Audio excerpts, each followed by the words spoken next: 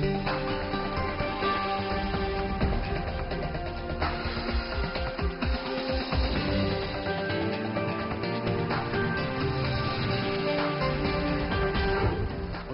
World Insight, COVID-19 rearing its ugly head in Europe.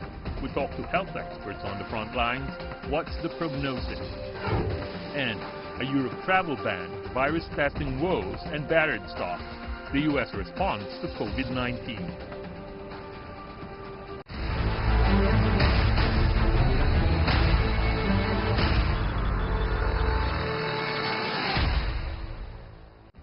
Here is our host, Tian Wei. Hello and welcome to The Frontline, a World Insight special episode on COVID-19. I'm Tian Wei. We begin with the COVID-19 spread worldwide. There are more than 118,000 cases in over 100 countries and regions. The hardest hit country in Europe, Italy's death toll topped 1,000. In today's virtual consultation room, we have a virologist, a vaccinologist, and a clinical researcher from China, Italy, and Germany, who are working on the very front lines. They will weigh in on the global situation and the ongoing control measures. Before that, this latest. Politicians and celebrities, high-profile figures who tested positive for COVID-19 show the coronavirus spares no one. A creeping pandemic prompted governments around the world to ramp up containment measures. In the past week, Italy announced shutting all businesses other than basic services. France closed all schools. Spain said it is sending billions of euros to regional hospitals. And Iran said it has asked the International Monetary Fund for a $5 billion loan to combat the epidemic. Some countries stepped up travel restrictions. Amid uncertainty, global shares were battered, the worst in decades. After calling COVID-19 a pandemic, the WHO says all countries should double down rather than ease efforts to contain infections.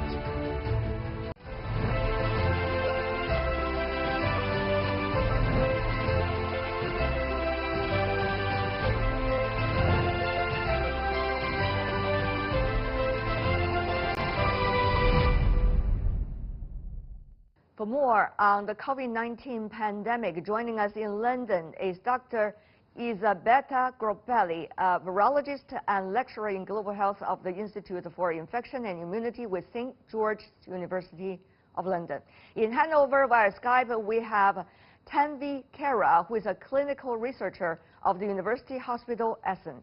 Welcome to our program. Meanwhile, we are also joined in Beijing via Skype, Liu Yuanli, the Dean of the School of Public Health at Peking Union Medical College. Well, Dr. Liu will be talking to us later in the program.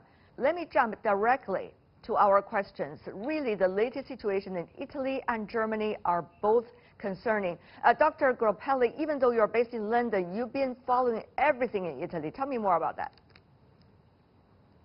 Absolutely. The situation in Italy is hardly something that we can ignore. Either it doesn't matter if you are in Italy or if you are anywhere else in the world. The most crucial issue is that the number of cases is high. It's in the above 10,000 now. So the response from the national government has that to step up the measures and implement more strictly what are the containment measures that have been proven to be successful in containing outbreaks somewhere else in the world and in the past. From the point of view of the ground, these are tough measures. They are tough measures at all different levels, especially for the members of the public, because they need to change the way of life. What about that regional, central or federal level debate going on in Germany? We understand, let's take a look at this, Angela Merkel, the Chancellor of Germany, talking about 75% of Germans could be infected if not adequate measures being taken. Take a look. When the virus is out there, the population has no immunity and no therapy exists, then 60 to 70% of the population will be infected as long as this situation continues to exist. We won't be asking every day what this means for the deficit. This is a special situation and we will do what is necessary. Ms. Kara, would you like to respond to what Chancellor Merkel just said? So actually, I believe, I'm coming from the epicenter of the outbreak in Germany, which is just few kilometers, the Heisenberg, which was the original epicenter for the German outbreak of COVID. So what I believe is, well, yeah, this is the most populated part of Germany, so that's why we have more than 600 people already infected have been tested positive. But I believe that the German authorities are taking all actions and precautions in their capacity that they could. But for sure, if she says it's around 60 to 70%, they will be. But that doesn't mean that the fatality rate is going to go high. It would just mean that people would be exposed to the virus, they would be carrying it, whether they will be symptomatic or asymptomatic, and whether they will be actually leading to a transmission. This is what is something that we have to follow up.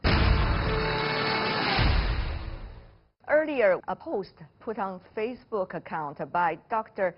Daniele Mattini, who has been working in one of the northern cities. It's called Bergamo. He's been talking about the lack of complacency against the virus at this time. He said, after much thought about whether and what to write about what is happening to us, I felt that silence was not responsible. He also has been talking about how hospitals, all this rapid transformation, he said, brought an atmosphere of silence and surreal emptiness to the corridors of the hospital that we did not yet understand at that moment. But however, now he said that I still remember my night call a week ago when I was waiting for the result of a swab. When I think about it now, my anxiety over one possible case seems almost ridiculous and unjustified. You see how hospitals, doctors changed overnight as a result of this devastating disaster. Dr. Groppelli, I wonder whether you have heard similar things from your colleagues and friends. Unfortunately, I have. What has been described in Bergamo, it has not been an isolated situation, but has also been taken on board by the authorities to step up and absolutely increase at many levels the response. This has included, for example, the sourcing of hospital beds and intensive care somewhere else, and also the equipment that are required for that. The reality is that when it comes to an emergency, when it comes to a pandemic, what it is now, we don't know when it will come. We know that it's a possibility, but we don't know the details, when it will start and what will be required. And there's always the very first few weeks, especially, unfortunately, where a country, a situation, local authorities, medical doctors on the front line that need to react. And it can be challenging. The point is getting out of that situation very quickly, and this is what Italy's been doing. Dr. Kara, you are at the epicenter, near the epicenter. So you know how medical system is being swamped right now by the disaster. So what you see, how much can it be of a reference for the rest of Germany and also for many of those watching our program today? So I would just say that for sure there's could be a point that there could be like shortage of the healthcare workers at point, but we are taking all the measures that we can, and as the researchers and as well as the medical staff, we would just tell to the general public or even to the entire Germany and to the hospitals that at this point the greatest enemy is actually the fear, the rumors and the stigma. And what I would really focus and emphasize on, that we should just look at the facts, the reason and solidarity. But you know, some of the things both of you said have already been said once and again by every day's press conference of WHO over the past 1 month. And also that has been said in many national campaigns here in China, where I am, over the past, shall we say, more than 1.5 months. So why would it still, at the very beginning stage, for all countries almost, to walk everything from the very beginning again? Dr. Groppelli. There is something to be considered, that, and as much as I am a virologist and I concentrate on viruses, Viruses do not exist without people. And when it comes to an outbreak, the most difficult aspects are actually dealing with people. And I do not mean the patients. That's for the highly trained medical doctors to do and for the facilities. But it's convincing people, to getting people on board. And I think as a society, or as the authorities, we haven't gotten that as well as we could have.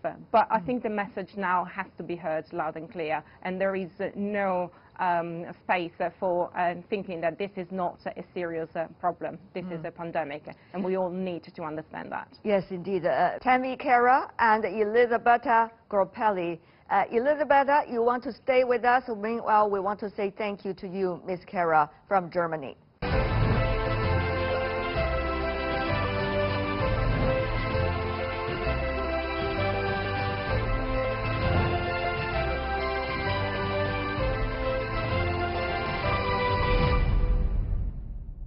Once again, we're joined in London by Dr. Elisabetta Groppelli, virologist and also lecturer. And meanwhile, we are joined in Beijing, Professor Liu Yuanli, the Dean of the School of Public Health at Peking Union Medical College. What a pleasure once again to have both of you. Professor Liu, you've been attentively listening to your two colleagues earlier, their discussion about the latest situation in Europe. Your takeaway? Yes. Obviously, the world is at a very critical moment of the COVID-19 pandemic. And what I think other countries can have some important takeaways from China are two things. One is that every country needs to adopt a very comprehensive approach. I really don't like the binary aptitude. Either you take the containment approach or you take the mitigation approach. I think that both are needed. I think the WHO's category of 4 groups of countries are helpful, but I think the involvement of the countries are very dynamic. I think the countries, even in class 1 or 2, need to be constantly on guard to prevent the countries from progressing to the worst situations. Secondly, I think at the national level, I think number one, you need to take a comprehensive approach, prevention, control, treatment, and so on and so forth. But at the regional level, a differentiated approach is needed. So that will be my 2 cents of advice up front. Of course, Professor, if I could, earlier you heard from Dr. Groppelli about the latest situation in Italy. The medical system and the medical staff have been overstretched and extremely pressured. What is the way out? Is there something, lessons experience China can share with the others at this point about that?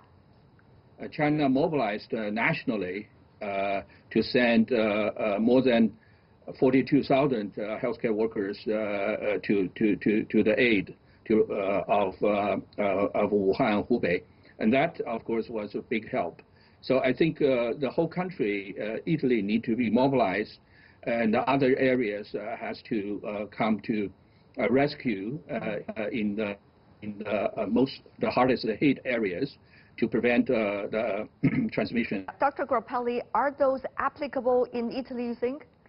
Absolutely, absolutely. We've already started seeing evidence of how the aggressive measures have been taken on board in Italy and implemented. And I absolutely echo the need that is also being implemented in Italy about a comprehensive approach. It's not a matter of semantic containing and delaying. It's about doing something right now.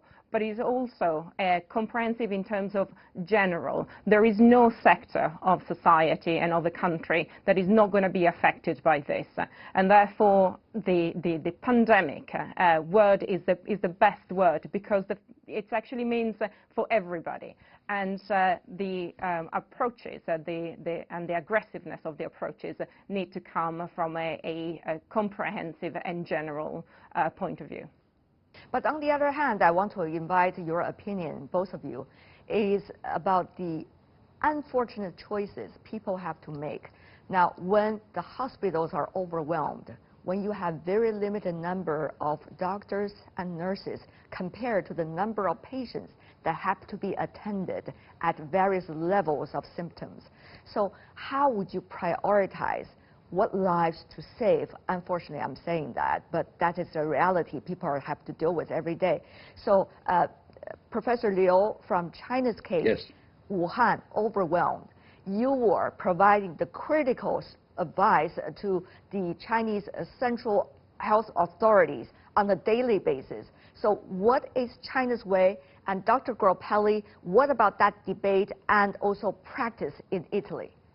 Number one, in the most severely hit areas like Wuhan, treatment is prevention. You know, it's better to get the suspected cases, especially the patients with severe symptoms, get to the institutions where they can get organized attention and treatment.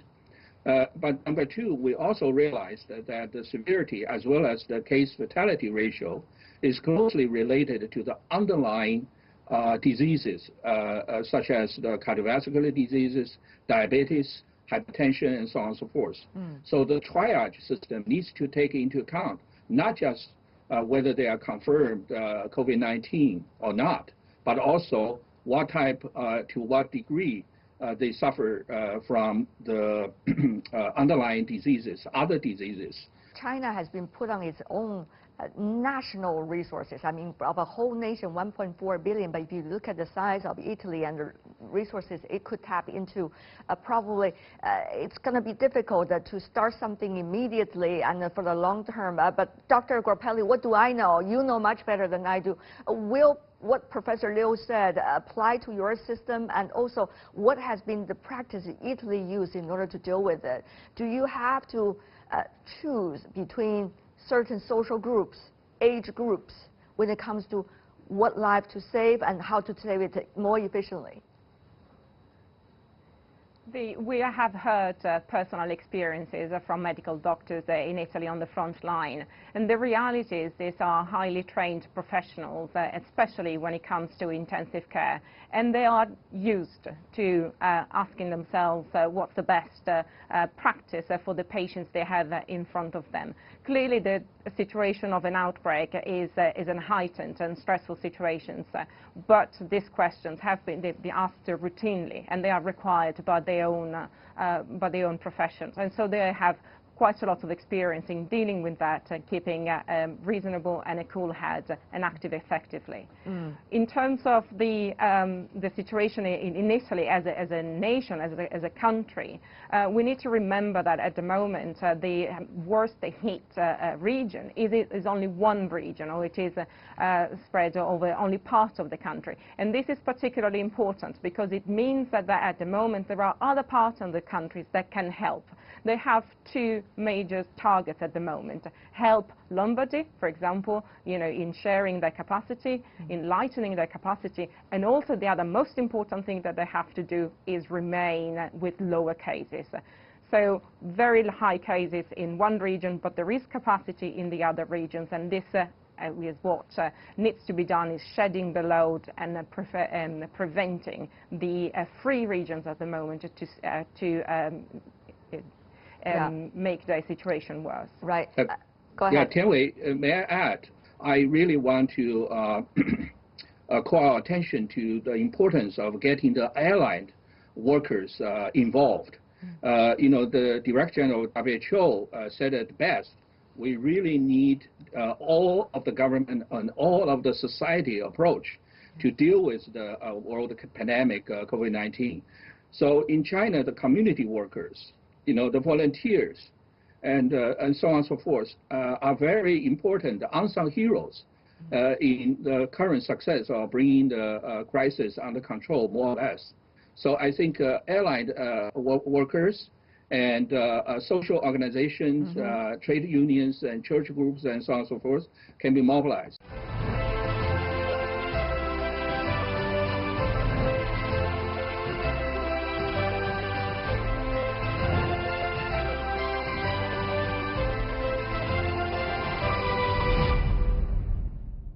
So let me give you, both of you, one chance to ask each other a question, the most urgent question you have in mind, whether it's about your country or about the general situation. Let me have Dr. Groppelli to go first to our Chinese guest.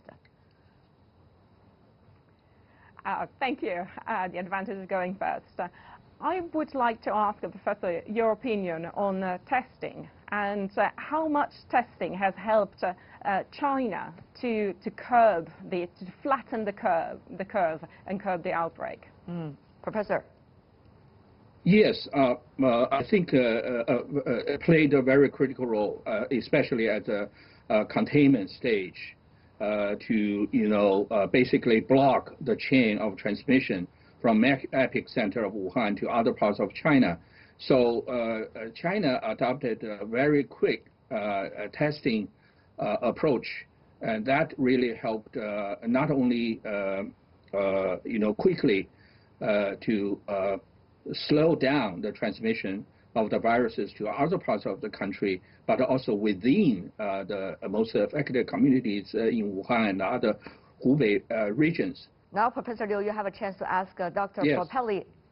I'm always fascinated by the social culture of Italy. Italy people, mostly seen by the Chinese as most romantic and social people in the world. And now, in light of the crisis, you need to do very, very challenging and difficult tasks. That is the social distancing. So, number one, how are the Italian people,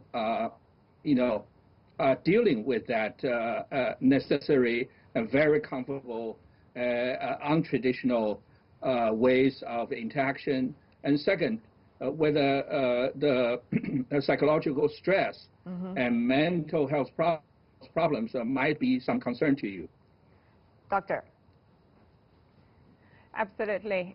What you describe, it's a massive challenge for the Italians. The measures that are required to fight this virus go very much against what we naturally do. And so it requires a deep change in the way we go about life, in the way we interact with each other. And I think you're right, when it comes to viruses, epidemics or pandemics, we, especially when we are scientists, we look at the virus itself, but the virus does not exist without people. And people need to be taken into consideration in the bigger picture. And when I say people, it is society. And this is a major aspect for Italy. The reality is there's also, as human beings and as Italians, we are quite resilient. We are quite down to earth. And I think the Italians are going to come together. Our Prime Minister has absolutely asked us to do that, and he has faith in us because this is what we are. This is what we are capable of doing, and I am very sure we will be doing it. And we need to be united in a way to be optimistic. At the same time, when we are facing a daunting situation, we understand Chinese medical workers. Some of them, a few number of them, are already in Italy to cope with the crisis and to coordinate with our Italian colleagues. Go ahead, Professor Liu. Very briefly from both of you for final words before we wrap it up. Yeah, we are living in an interdependent world, and China has been obviously fighting very hard and has taken a big hit to protect itself and the world. And now, luckily, we more or less brought the crisis under control. So we are ready to help other countries in need. Both in terms of knowledge transmission, the 7th edition of guidelines of diagnosis and treatment already got translated into English and will be widely disseminated. And the increasing number of medical teams are on their way to aid Italy and other countries. I see. Dr. Groppelli, also your final words, please. Absolutely. It's fantastic that China has sent a team of experts to support the Italian teams and share the experience to make a much more effective outbreak or pandemic response. But this is also happening at much higher level. Intensive care requires equipment, and our respective foreign ministers have met to start also dealing with supply of those equipment. So lots of things things that can be learned from China, and it's absolutely important that collaboration and experience and efforts are joined and put together. I want to thank both of you taking your time out of your extremely busy schedule. Professor Liu Yuanli, who have been providing advice to the Chinese government's effort against the COVID-19 on a daily basis, and also Dr. Elisabetta Croppelli, an Italian virologist and now based in London, have been following everything going on in Italy. Really appreciate it. Thank you. All the best to your people.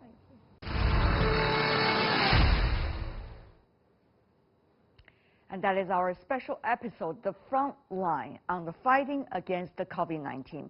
You're watching World Insight, still to come on the program. A Europe travel ban, virus testing woes, and battered stocks. The U.S. response to COVID-19. That's right up after this break.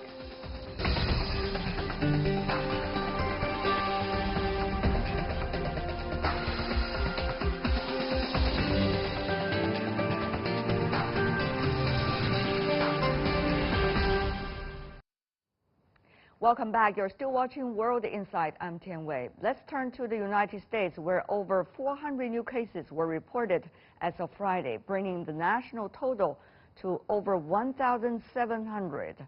And though U.S. President Donald Trump remains calm and confident, at least apparently, there are questions and doubts over the U.S. ability to test for COVID-19. On Wednesday, Mr. Trump announced the restrictions to travel from many European countries, while places like Washington, D.C. and New York City have declared a state of emergency. Rising coronavirus fears have battered Wall Street, with Thursday's trading the worst since 1987 market crash. For more on the U.S. response to COVID-19, we are joined in New Haven. Xi Chen, an assistant professor at the Yale School of Public Health. In Atlanta via Skype, we have Carlos Del Rio, who is the Executive Associate Dean of the Emory University's School of Medicine at Grady Health System. Welcome to both of you. Professor Del Rio, tell me more about whether some of the most important measures have already been taken besides just travel ban regarding prevention and control so far. You know, the United States is not, this public health in the United States is not centralized like it is in China and other countries. And the federal government can make recommendations, but really a lot of the decisions are taken at the state and local level. So you have to see that one of the challenges the U.S. has is we really don't have a national response, but you have state and local responses. Some of the states are taking very good measures already. They're putting in place social distancing, they're closing events, they're doing a lot of testing. Other states are not doing as well. So it really depends on where you are and what the situation is in that state and how much leadership the governor and the public health department are having in those cities, in those states. Yeah, if I understand right, Professor Del Rio, there has been a lot of controversies between governors and also the federal government right now. And meanwhile, we understand the Senate is in recess, and while they are considering a bill whether to support the fight against COVID-19 on a national basis, it's likely to be 10 days away from now before they come back into their meeting room. So how would you interpret what is going on now? I would assume there were earlier crises. How did you guys figure that out? Will this time be figured out too? Because things are happening very fast. It's the virus we're talking about. Well, correct. And I think, you know, let's look at what needs to be done. And what needs to be done is the United States has to very rapidly scale up testing. We have fallen behind, and that is not been good. So we need to do a lot more testing. We need to do case identification, and we need to prepare for social distancing and for other non-pharmacological measures. And I think, and we need to prepare our healthcare system to take care of the sick. So, you know, we have very good leadership in people like Dr. Anthony Fauci, who has tremendous experience. Yes. And I think Dr. Fauci is really, he talked to Congress yesterday, he testified, and I think he is really the person that I look as the leader in this response. And I would say that I'm hoping that Dr. Fauci will be able to mobilize the federal government and the state governments in ways that needed, because we have the resources and we have the expertise here in the United States. We just need to get everything coordinated and synchronized so we can start doing the work that needs to be done. Dr. Fauci obviously is a very significant leader now, particularly when the others are not necessarily carrying out their responsibilities. Many believe, Mr. Chen, that in a fight against a virus, particularly an epidemic, now a pandemic, all parties have to be involved, not just the health authorities. Otherwise, nothing can be done on a timely basis. Mr. Chen, what do you make of the U.S. realization of this? How about at local level? Can they do it on their own, at least to a certain extent?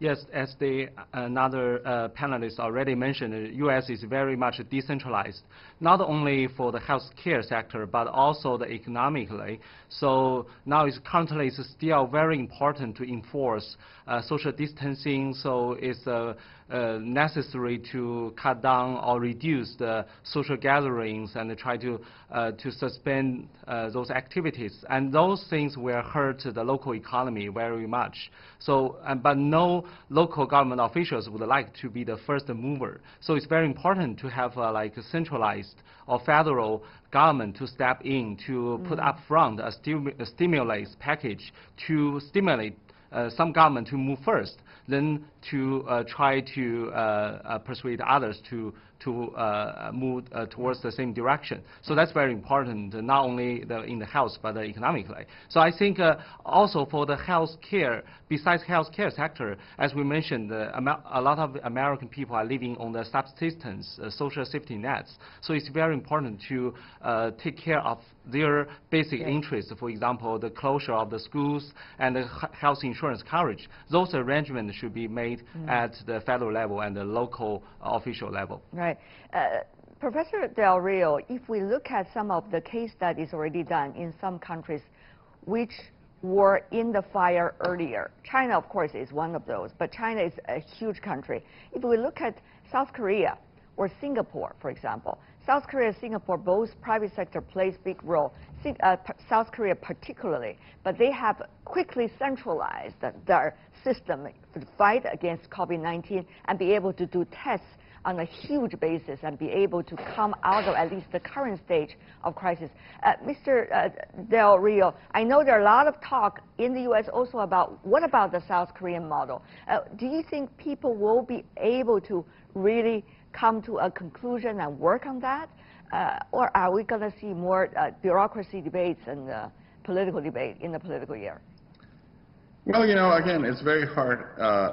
I mean, I don't predict the future. I'm not into that. That's not my specialty, right?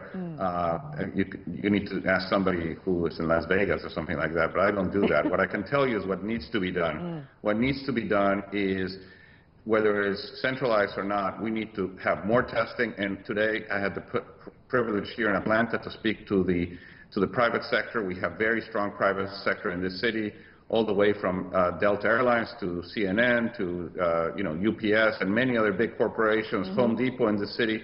So we need private sector to step in. We need educational institutions to step in. We have, you know, Georgia State, Georgia Tech, Emory University. And we need, you know, the healthcare sector. We need all the different sectors to come together at the local, national, and state and national level to respond to this epidemic. And as Professor Chen said, we certainly can do it. There's a lot of things that need to happen. There's going to be economic pain. But if we don't do the right thing, the pain is going to be worse. So I'll give you an example. Here in Atlanta, we were hosting a major sport event called the Final Four, the basketball college finals.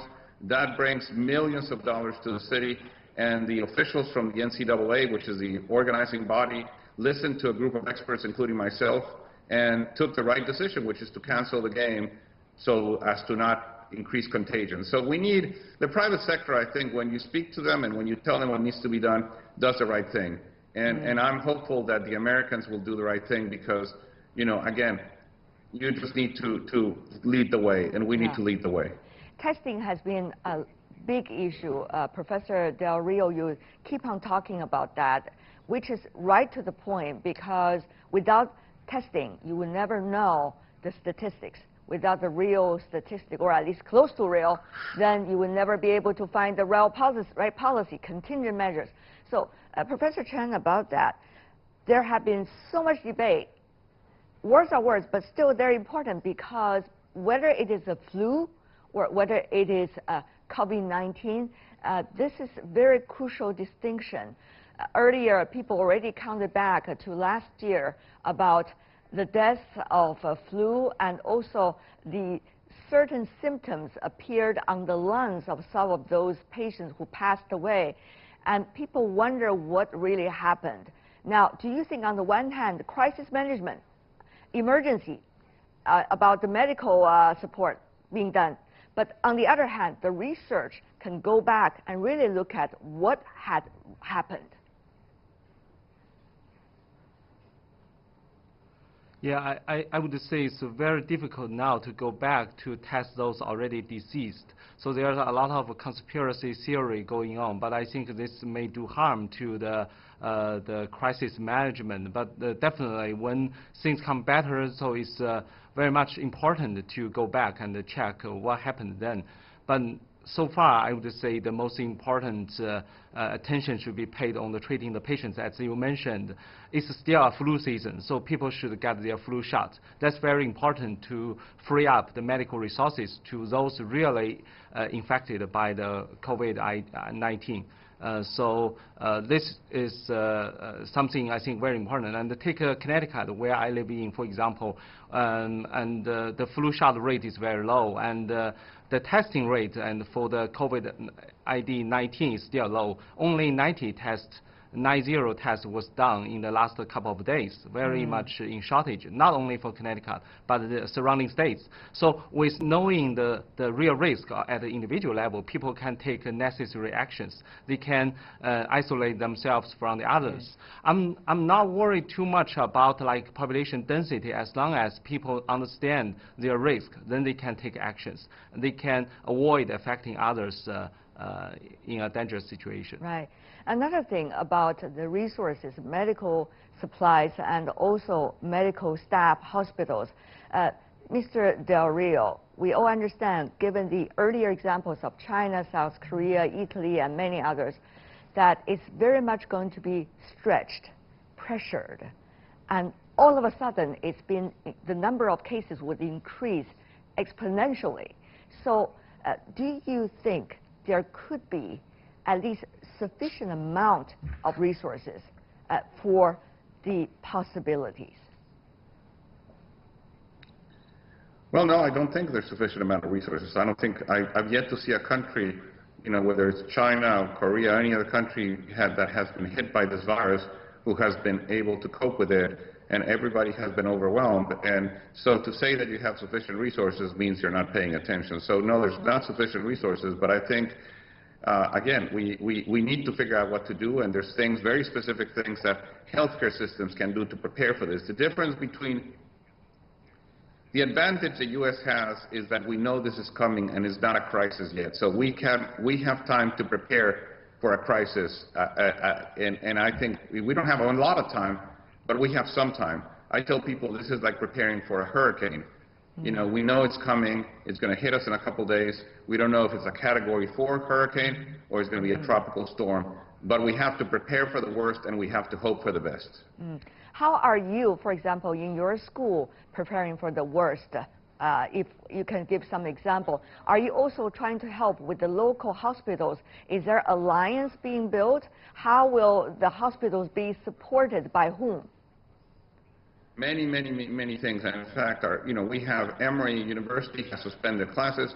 Emory University is actually the biggest provider of healthcare in the city. We own multiple hospitals. We partner with Grady Memorial Hospital, which is our city hospital, and we are doing everything we can to step up the support and to do what we need to do at those places. So yes, no, we are working very closely. In fact, I need to go soon to a meeting to talk with Grady about sort of surge capacity and what do we need to do. But at the hospital level, we need to do testing.